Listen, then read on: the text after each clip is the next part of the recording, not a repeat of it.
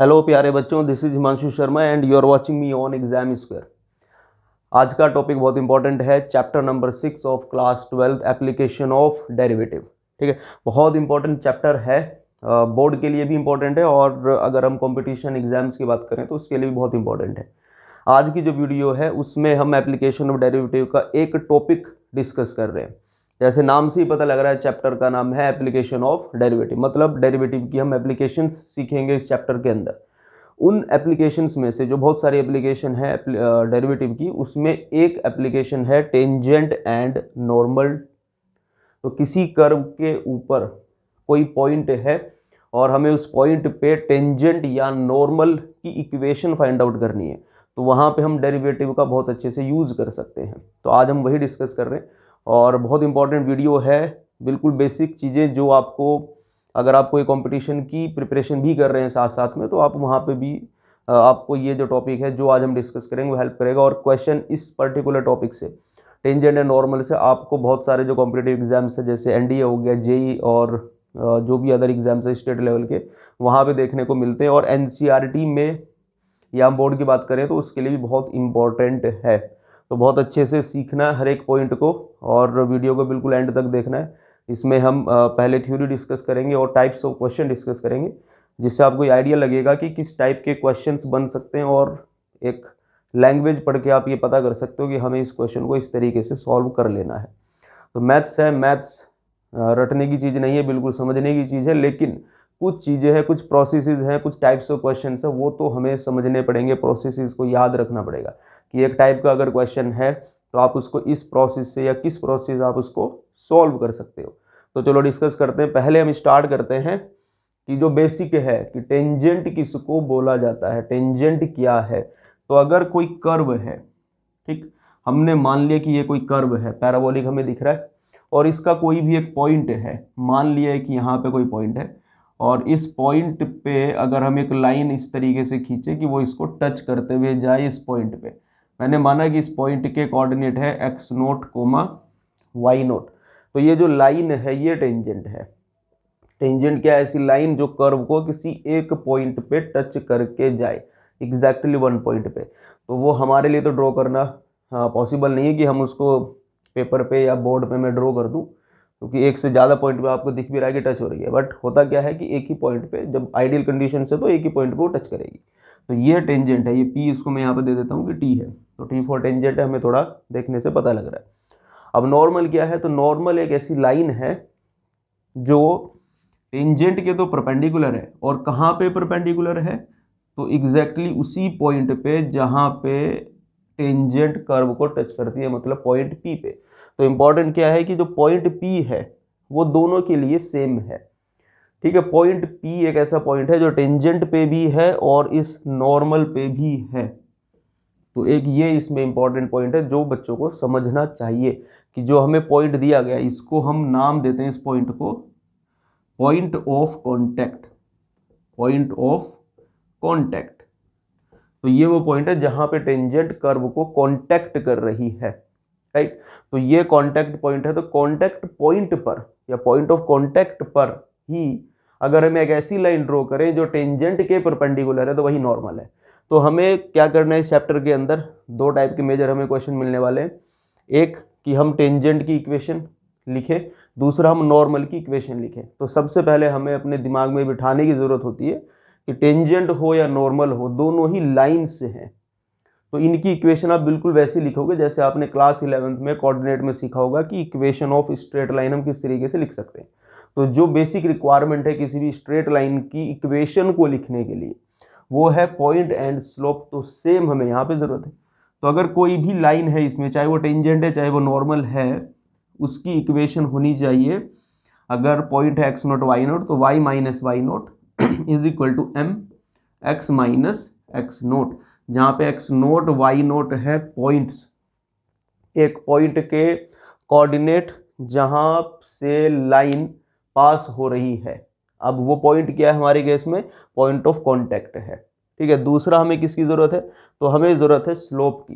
तो ये जो मैंने लाइन लिखी, ये जो इक्वेशन लिखी है, ये टेंजेंट की भी है, नॉर्मल की भी एट ए टाइम। बस चेंज क्या है कि अगर हम इस m को, अगर मैं इस m को लिख दूं स्लोप ऑफ टेंजेंट, m की जगह पे अगर मैं लिखूँ स्लोप ऑफ टेंजेंट तो ये टेंजेंट की इक्वेशन बन जाएगी। और अगर हम m की जगह पर लिख दें स्लोप ऑफ नॉर्मल तो ये नॉर्मल की इक्वेशन बन जाएगी, बस इतना सा फर्क है। ठीक है, तो एक ये बात हमें समझ में आनी चाहिए कि टेंजेंट और नॉर्मल ये दोनों ही स्ट्रेट लाइन्स हैं और इनकी इक्वेशन वैसी ही होती है जैसी स्ट्रेट लाइन की होती है। ठीक है, अब इम्पोर्टेंट क्या है, तो दो बातें इंपॉर्टेंट है इस पूरे टॉपिक के अंदर। एक तो पॉइंट, कौन सा पॉइंट, तो पॉइंट ऑफ कॉन्टैक्ट, या कोई पॉइंट जिससे टेंजेंट पास कर रही है। हमें एक ऐसा पॉइंट चाहिए जहाँ से टेंजेंट पास कर रही है या नॉर्मल पास कर रहा है, और दूसरा हमें चाहिए स्लोप। तो इन दो बातों के ऊपर ही पूरे जो थ्योरी है या पूरा जो क्वेश्चन है वो फॉर्म किया जाता है। क्योंकि अगर हम इक्वेशन में देखें तो इसमें ज़्यादा कुछ है नहीं, इसमें एक पॉइंट है एक्स नोट वाई नोट, एक स्लोप है। एक्स और वाई तो इक्वेशंस में होते ही हैं। ठीक, तो क्वेश्चन कभी भी बनेगा तो वो एक्स नोट वाई नोट और एम को ध्यान में रखकर बनेगा। मतलब क्या है कहने का, कि या तो हमें स्लोप दे दिया जाएगा, पॉइंट हमें कैलकुलेट करना पड़ेगा, या हमें पॉइंट दे दिया जाएगा तो हमें स्लोप कैलकुलेट करना पड़ेगा। इसी तरीके से क्वेश्चन फॉर्म हो सकता है। तो जो फॉर्मेशन है क्वेश्चन की वैसे ही बनेगी। अब हम आ जाते हैं कि स्लोप क्या है या d y by d x का इसमें क्या रोल है। हम स्लोप की बातें कर रहे हैं तो d y by d x क्या कर रहा है यहाँ पे, तो d y by d x basically क्या है, जिसको हम बोल रहे हैं कि application of derivative the tangent and normal chapter या जो टॉपिक है उसमें इसका क्या रोल है। तो d y by d x at a point x naught y naught ये हमें बताता है स्लोप ऑफ टेंजेंट। कहाँ पे, slope of tangent to the curve.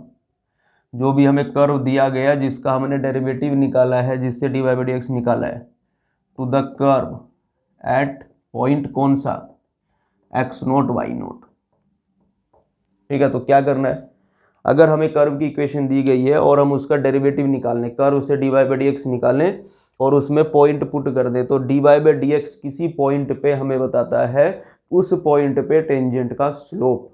तो ये इसकी एप्लीकेशन है d y by d x की, कि हमें जैसे यहाँ पे पॉइंट दिया एक्स नोट वाई नोट, तो हमें क्या करना है, ये जो कर्व दिया गया है जिसके ऊपर टेंजेंट या नॉर्मल हमें ड्रॉ करनी है, उस कर्व की इक्वेशन से d y by d x calculate करना है, डेरिवेटिव निकालना है और उस डेरिवेटिव की value x naught y naught पे पता करनी है। मतलब हमने d y by d x निकाला, उसमें x naught y naught put कर दिया, एक्स की जगह पे एक्स नोट, वाई की जगह पे वाई नोट। अगर वाई नहीं है, वाई हो सकता है d y by d x के फॉर्मूले से वाई नहीं निकले, तो वाई नोट पुट नहीं करना है, केवल एक्स नोट करना है। बस ये छोटी छोटी सी बातें। तो वो करने के बाद जो आपको मिलेगा वो है slope of tangent at that point.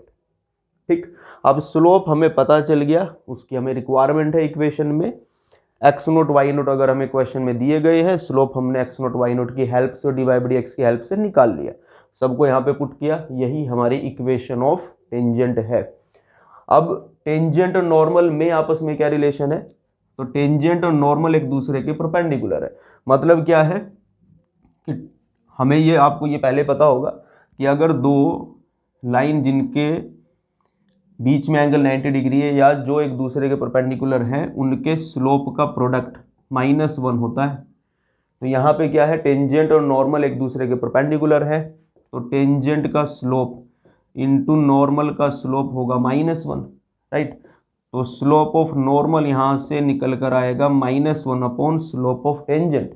और हमने ऊपर क्या बोला है कि स्लोप ऑफ टेंजेंट क्या है, तो बिल्कुल सीधी सीधी अगर हम बात करें तो स्लोप ऑफ टेंजेंट है d y by d x की value at x naught comma y naught. तो हमने उल्टा कर दिया, यहाँ पे एम ऑफ टी जो कि है d y by d x, कहाँ पे, at x naught comma y naught, वो हमने यहाँ पे पुट किया, तो हमें मिल गया स्लोप ऑफ नॉर्मल। ठीक है, तो दो चीज़ें हैं, slope of tangent, slope of normal. M n का मतलब है थोड़ा खुद को भी समझने के लिए कि स्लोप ऑफ नॉर्मल है। इसके बाद जो आपसे पूछा जाएगा वो है इक्वेशन ऑफ टेंजेंट। तो जो अभी हमने डिस्कस किया था यही नॉर्मल की इक्वेशन है, यही टेंजेंट की है, बस फर्क क्या है, स्लोप चेंज कर दो। तो बहुत सिंपल है, y माइनस वाई नोट। अब हमने लिख दिया slope of tangent x minus x note. तो m को हटा के लिख दिया m of t, m t मतलब स्लोप ऑफ टेंजेंट, और अगर हमें चाहिए इक्वेशन ऑफ नॉर्मल तो अब आप समझ ही रहे होंगे कि क्या करना है, y minus y naught slope of normal x minus x naught, बस। तो इस चैप्टर की जो थ्योरी है वो खत्म हो गई। ठीक है, इस पर्टिकुलर टॉपिक की टेंजेंट एंड नॉर्मल की इसमें छोटी छोटी सी बातें हैं।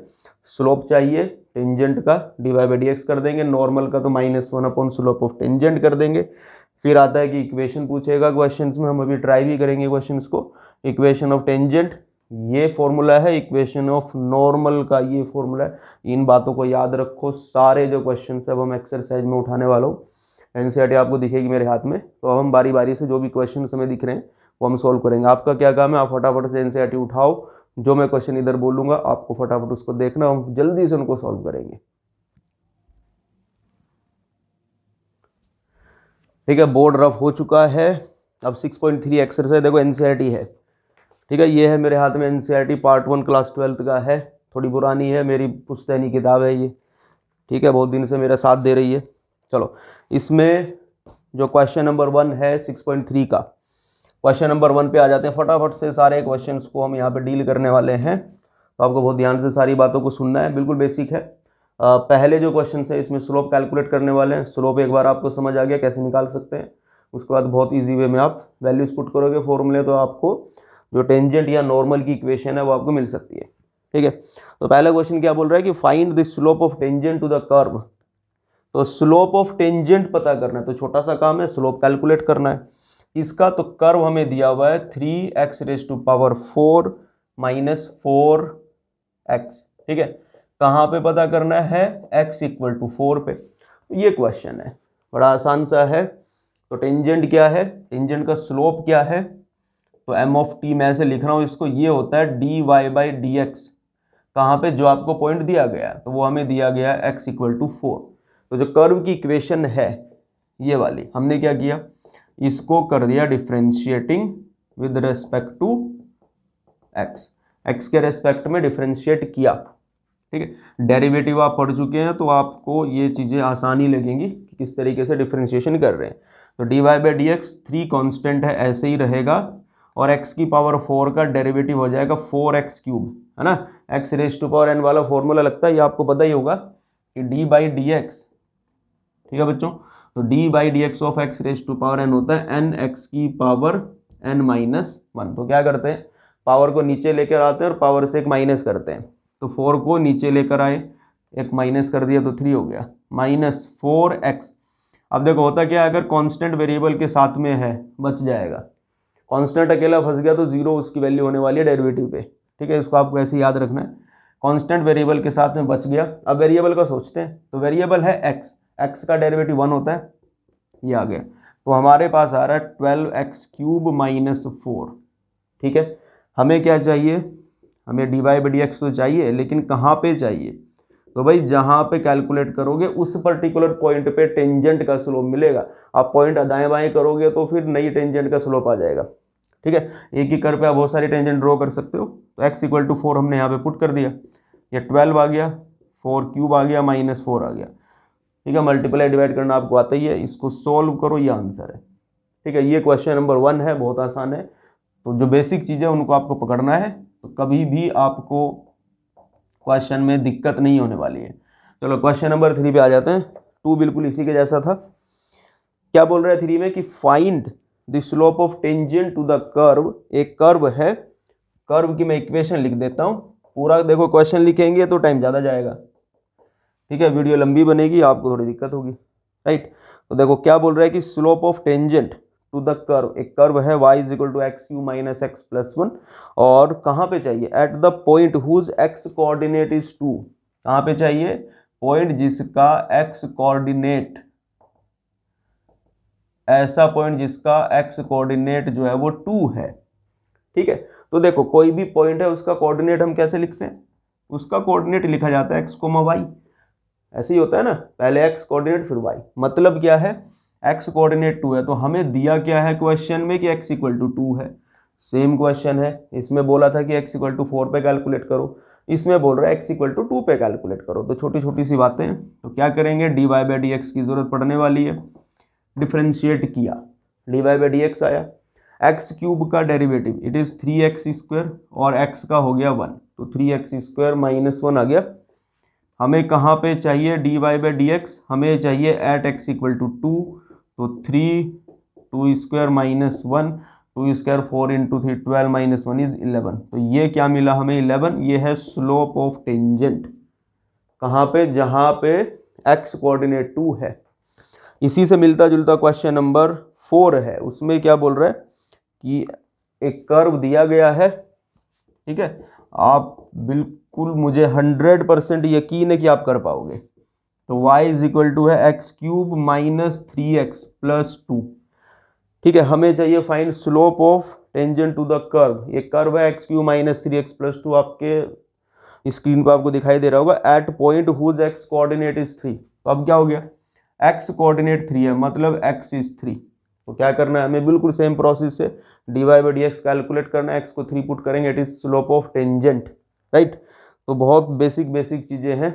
अब नेक्स्ट इसको मैं रफ करता हूँ, और इसके बाद जो क्वेश्चन है इंपॉर्टेंट है वो भी, उनको हम फटाफट से डिस्कस करेंगे।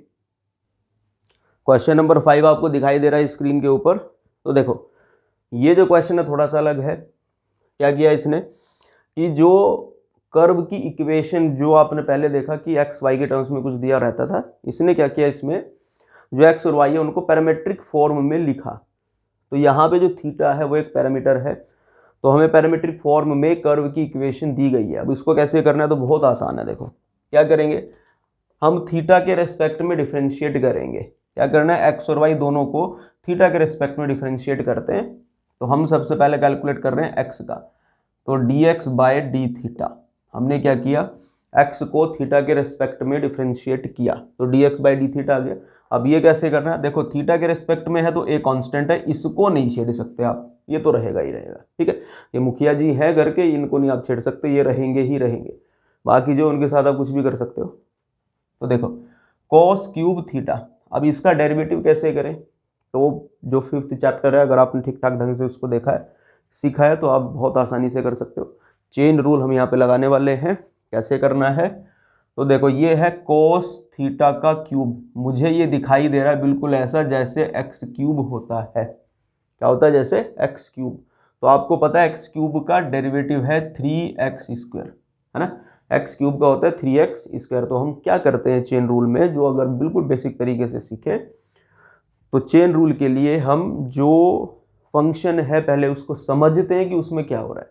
तो फंक्शन है cos θ का क्यूब, मतलब क्यूब फंक्शन चल रहा है। तो हम पहले क्यूब का डेरिवेटिव लिखेंगे जैसे क्यूब का लिखता है, और x की जगह पे आ रहा है cos θ, तो हम cos θ को cos θ के तरह ही रखेंगे, लेकिन साथ ही साथ हम क्या करेंगे, cos θ के डेरिवेटिव से मल्टीप्लाई कर देंगे। तो देखो क्यूब का डेरिवेटिव कैसे होता है, 3x² टाइप का, तो 3 cos² θ, ये हो गया। साथ में हम क्या करेंगे, d/dθ ऑफ cos θ। तो जो x की जगह पे दिखाई दे रहा है, या आप समझ रहे हो कि x की जगह पे आया, उसके डेरिवेटिव से मल्टीप्लाई कर देंगे। यही चेन रूल है, एक लाइन में क्वेश्चन खत्म होता है। तो क्या आ गया, ये आ गया a, 3 को इधर लिख लेते हैं, 3a cos² θ, और cos θ का डेरिवेटिव हो जाएगा माइनस sin θ। तो फाइनली हमें मिल गया 3a cos² θ और sin θ, ठीक है। तो ये तो हमने कैलकुलेट किया dx/dθ। इसके बाद हमें क्या चाहिए, तो हमको चाहिए dy/dθ। बिल्कुल सेम है, cos की जगह पे sin आ गया, बाकी कुछ ज़्यादा हुआ नहीं। ए मुखिया जी फिर से हैं, तो इनको तो ऐसे ही रखना है, इनको नहीं छेड़ सकते आप।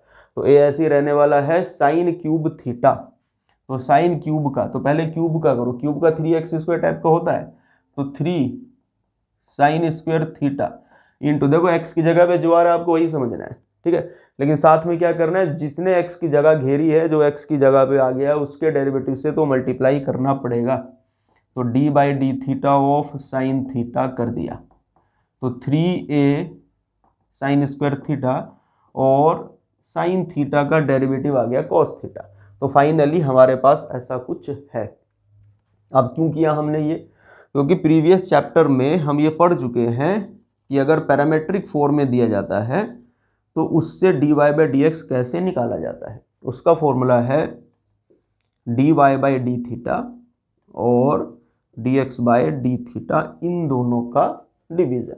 ठीक है, तो d y by d theta हम कैलकुलेट कर चुके हैं, कितना है, इधर है d y by d theta तो 3a साइन स्क्वायर थीटा और ये आ गया कॉस थीटा, फिर है D x by d theta तो -3a कॉस स्क्वायर थीटा और साइन थीटा। यहाँ पे बहुत सारी चीज़ें कैंसिल होने वाली हैं, 3a कैंसिल हो गए, फिर क्या हुआ, तो ये साइन थीटा ने एक पावर यहाँ से कैंसिल की, कॉस थीटा ने एक पावर कॉस स्क्वायर जो नीचे दिख रहा था उसको कैंसिल किया, तो फाइनली हमारे पास क्या आया, d y by d x हमें मिल रहा है, ऊपर बच रहा है साइन थीटा, नीचे बच रहा है कॉस थीटा और माइनस साइन भी है।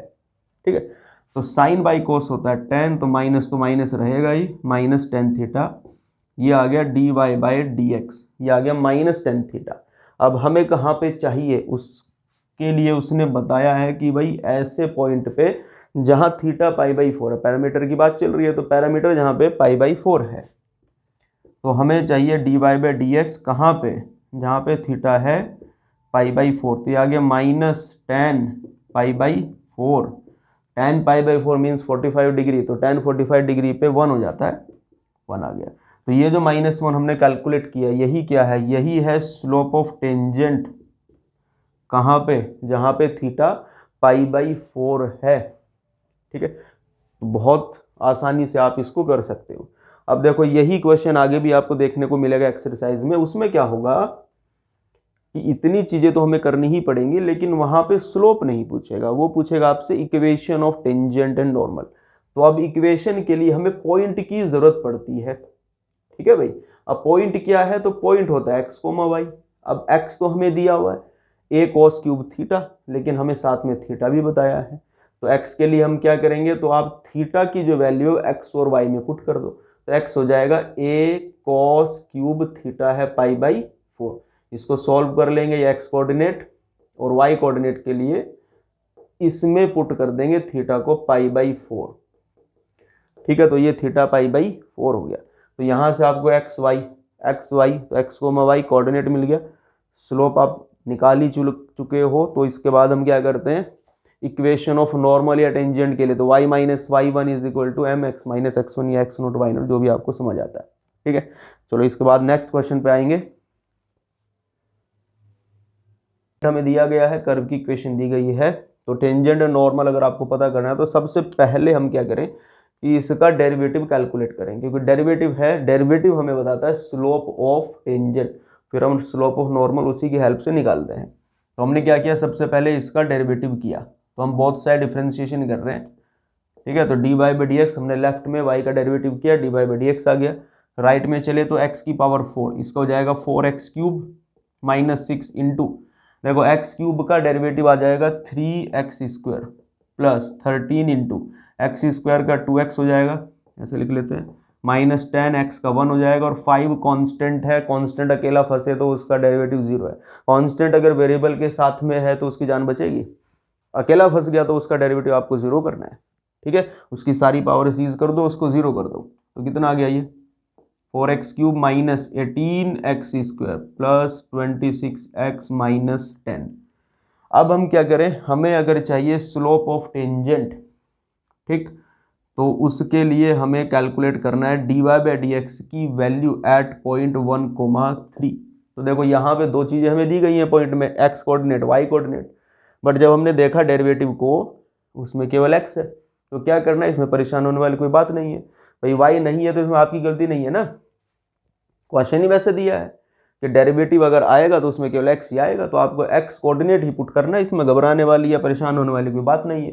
तो x कोऑर्डिनेट 1 है, x इक्वल टू 1 है, x इक्वल टू 1 यहाँ पे पुट कर दिया, तो 4 1 क्यूब -18 1 स्क्वायर 26 1, ये आ गया, तो ये आ गया 4 -18 प्लस 26 -10, इसको आप सिंप्लीफाई कर लो, तो देखो 26 और प्लस 4 ये तो हो गया 30, और 18 और 10 ये मिल गया हो गया 28, तो +30 -28 तो +2 मिलेगा। ठीक है, तो स्लोप ऑफ टेंजेंट, अब हम लिख रहे हैं स्लोप ऑफ टेंजेंट किसकी, तो भाई टू द कर्व ठीक है, थोड़ी बहुत लाइनें वगैरह लिखनी होती है, अगर आप बोर्ड का सब्जेक्टिव पेपर दे रहे हो, ऑब्जेक्टिव है तो फिर तो आपको पता ही है कैसे करना है। तो slope of tangent to the curve कहाँ पे, तो पॉइंट, कौन सा पॉइंट है भाई, 1,3 पे क्या हो जाएगा, इसको मैंने नाम दे दिया एम ऑफ टी। ये किसके बराबर आता है, तो ये आता है डेरिवेटिव की वैल्यू एट दैट पॉइंट, है ना, वो हमने कैलकुलेट की है 2 है। तो स्लोप ऑफ टेंजेंट तो आ गया। अब स्लोप ऑफ नॉर्मल क्या होता है, तो ये हम प्रीवियस वीडियो में डिस्कस कर चुके हैं। मैंने पहले भी आपको बोला, सॉरी टेंजेंट आ गया तो इसको हटा लेते हैं भाई, टेंजेंट की जगह पे अपने को क्या चाहिए, स्लोप ऑफ नॉर्मल चाहिए हमें। तो स्लोप ऑफ नॉर्मल फिर से भाई टू द कर्व, अब मैं वो सारी कहानी छोड़ देता हूँ, कहाँ पे, एट 1,3, इसको नाम दे दिया एम ऑफ एन, ये बराबर होता है -1 अपॉन एम ऑफ टी। तो -1 अपॉन 2, एम ऑफ टी हम कैलकुलेट कर चुके हैं 2। तो मेरे पास दो मेजर चीज़ें तो आ गई हैं कि स्लोप ऑफ नॉर्मल हमको पता चल चुका है अभी तक, और स्लोप ऑफ टेंजेंट भी हमने कैलकुलेट कर लिया, पहले टेंजेंट किया फिर नॉर्मल किया। थोड़ी सी होशियारी दिखा रहे हैं कि नॉर्मल का स्लोप तो टेंजेंट की हेल्प से ही आ जाता है। अब हम आते हैं इक्वेशन ऑफ टेंजेंट। तो क्या है टेंजेंट की इक्वेशन, किस पॉइंट पे, एट 1,3 और विद स्लोप कितना है भाई, स्लोप इज 2। टेंजेंट का स्लोप तो 2 है। इक्वेशन क्या होती है, फॉर्मूला है y minus y naught m x minus x naught. Tangent की बात कर रहे हैं तो टेंजेंट का स्लोप रख देना है, नॉर्मल की बात करेंगे तो नॉर्मल का स्लोप रखेंगे, पॉइंट सेम होता है। ठीक है, तो क्या आ गया, y minus y coordinate is 3, m है 2, ठीक है ना, m2 हमने यहाँ से उठाया, और x माइनस 1 ये आ गया। तो ये आया y माइनस 3, 2 अंदर गया, तो 2x माइनस 2, थोड़ा बहुत सिंप्लीफाई कर लेते हैं।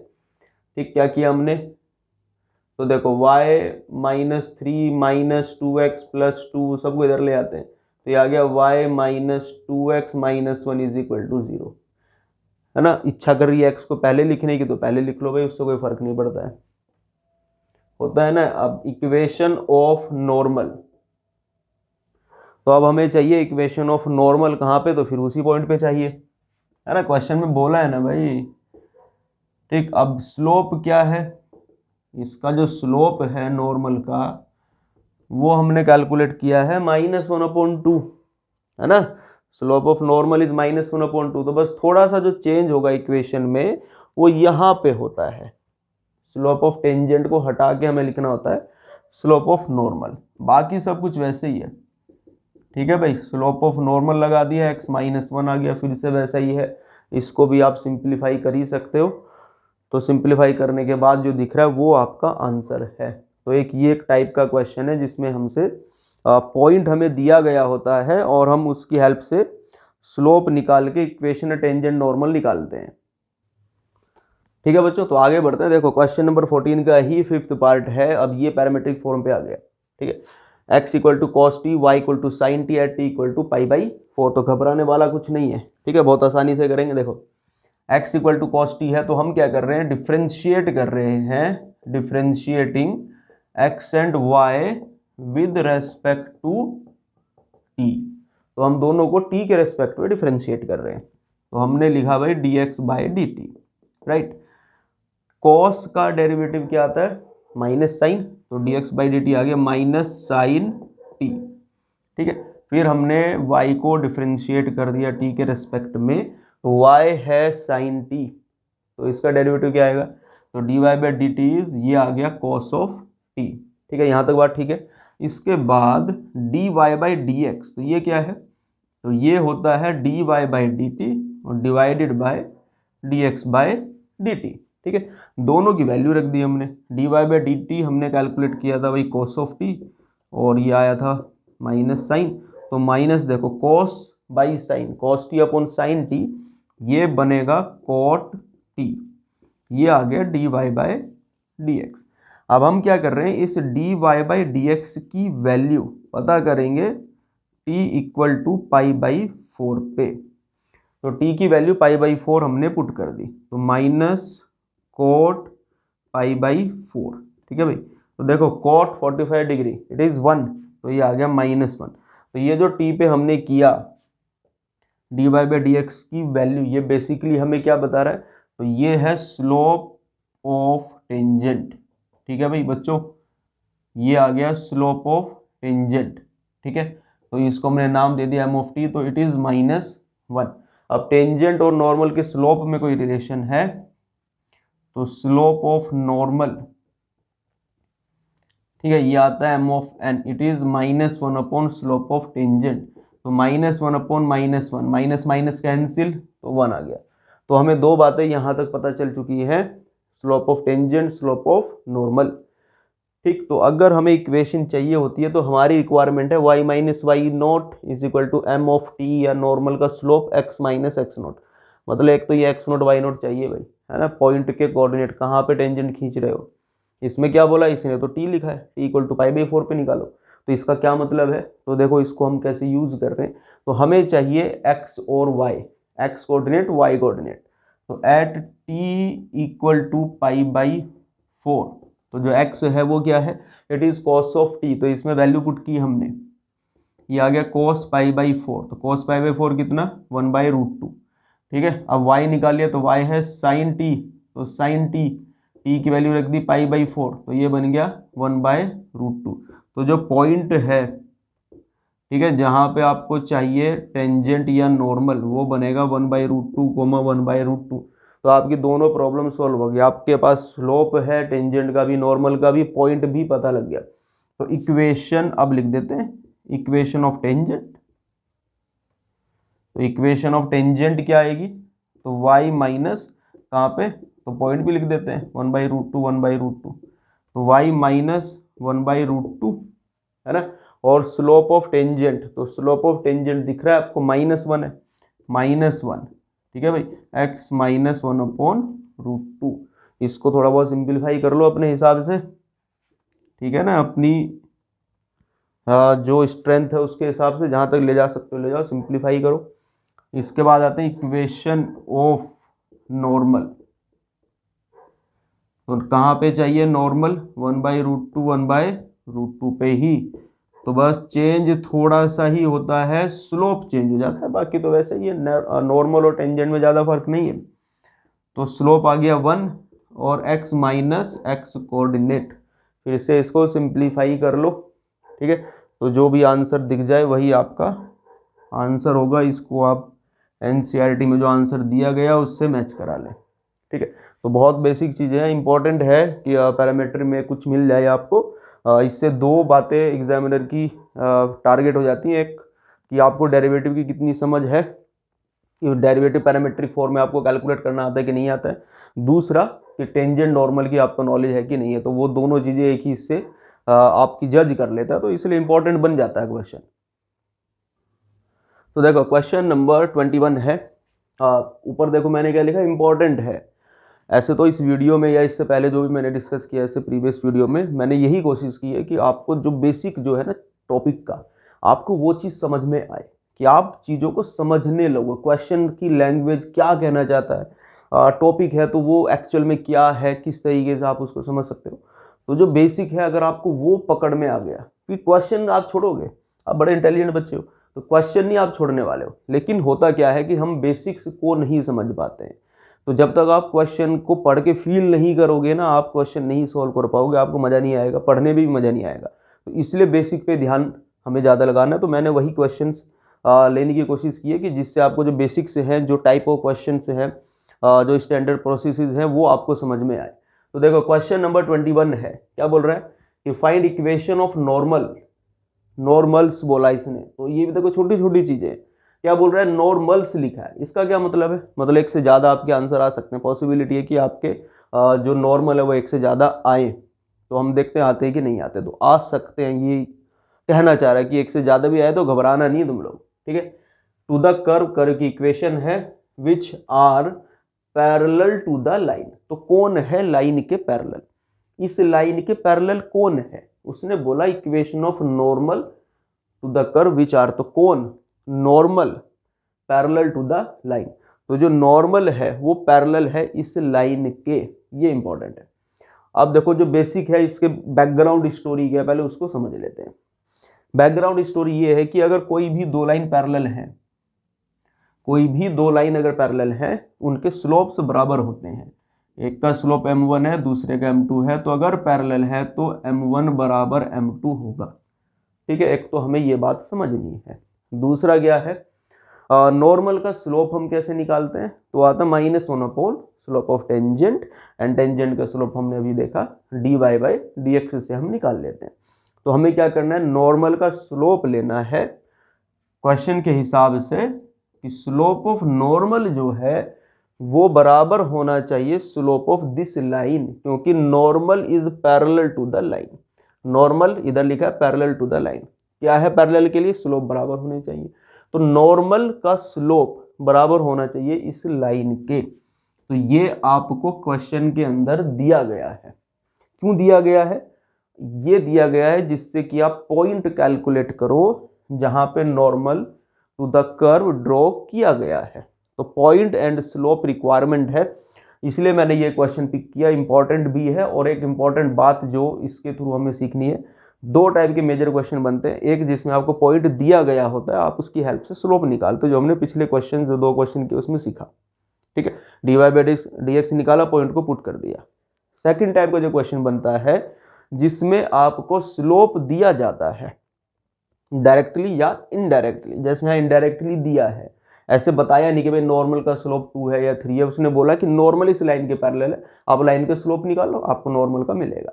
तो बेसिकली हमें क्या दिया है, तो हमें नॉर्मल का स्लोप दिया गया है, तो हमें उसकी हेल्प से पॉइंट कैसे कैलकुलेट करना है। तो ये सेकंड टाइप का क्वेश्चन है जो इसमें बनता है। और दो ही टाइप के इसमें क्वेश्चन बनेंगे, एक में स्लोप आपको दिया जाएगा, एक में पॉइंट आपको दिया जाएगा। तो इसमें स्लोप दिया गया, अब देखना ये है, इसको बहुत अच्छे से सीखना, बहुत इंपॉर्टेंट है कि स्लोप की हेल्प से पॉइंट हम कैसे निकाल सकते हैं। तो पहले स्लोप की बात कर लेते हैं। ठीक है, अब देखो, अगर कोई लाइन की इक्वेशन है, कोई स्ट्रेट लाइन है ax + by + c = 0, और आपको इसका स्लोप फाइंड आउट करना है, तो स्लोप का जो फॉर्मूला है वो होता है -a/b, राइट। -a क्या है, जो x के साथ लिखा है, b क्या है, जो y के साथ लिखा है। इनको कोफिशिएंट्स बोलते हैं। तो -x का कोफिशिएंट नीचे y का कोफिशिएंट, सीधी भाषा में क्या कहेंगे कि जो x के साथ मल्टीप्लाई है उसको ऊपर लिख लो, जो y के साथ मल्टीप्लाई है उसको नीचे लिख लो। कुछ नहीं मल्टीप्लाई है तो 1 है, कुछ नहीं है तो 1 है। तो हम आ जाते हैं, सबसे पहले इस लाइन का स्लोप निकाल लेते हैं।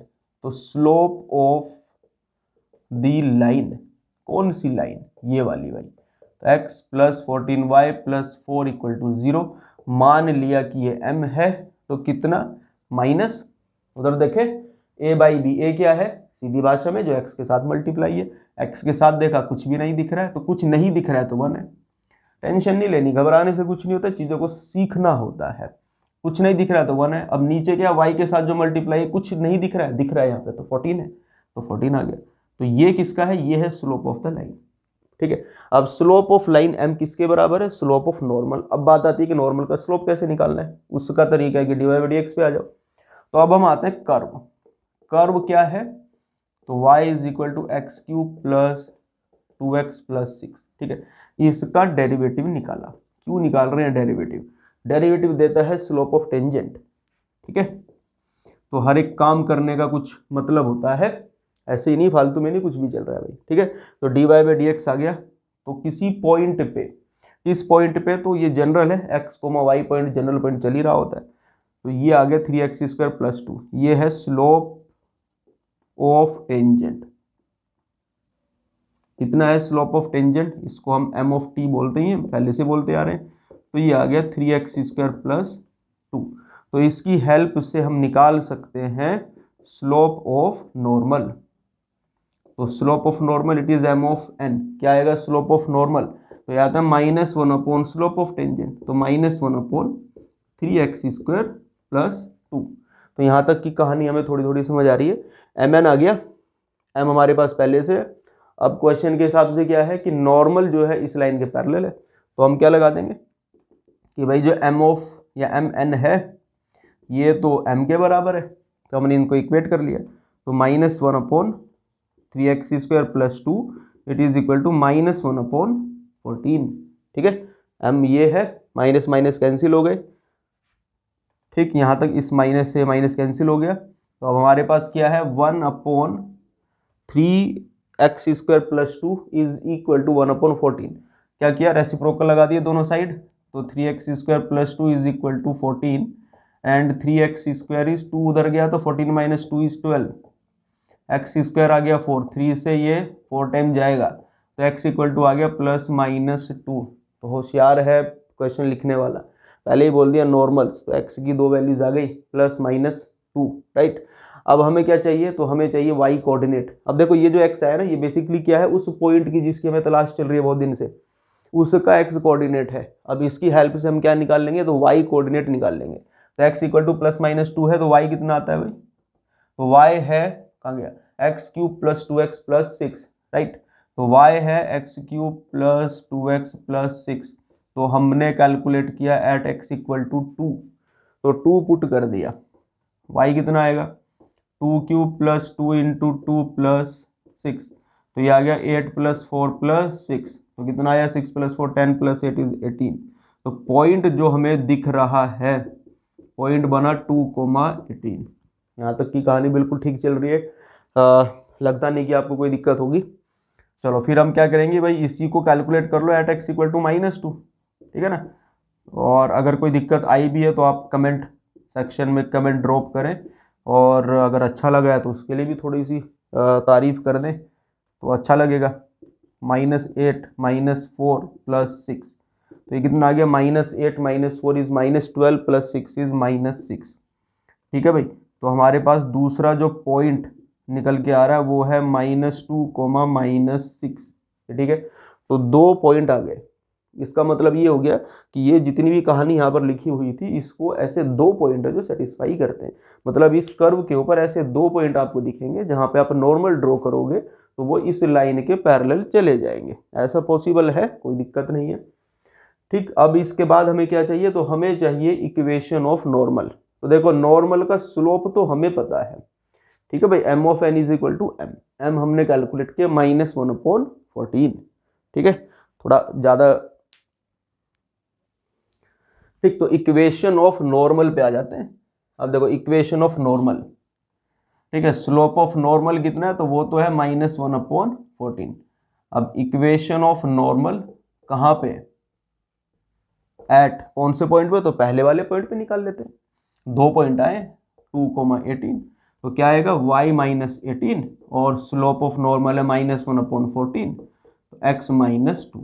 थोड़ा बहुत सिंप्लीफाई कर लो, ये आपका एक पहले नॉर्मल की इक्वेशन आ गई। दूसरा नॉर्मल क्या है, तो इक्वेशन ऑफ नॉर्मल एट -2, -6, तो ये कितना आ गया y -6 और -1/14, तो x -2, तो y + 6 इज -1/14 और x + 2।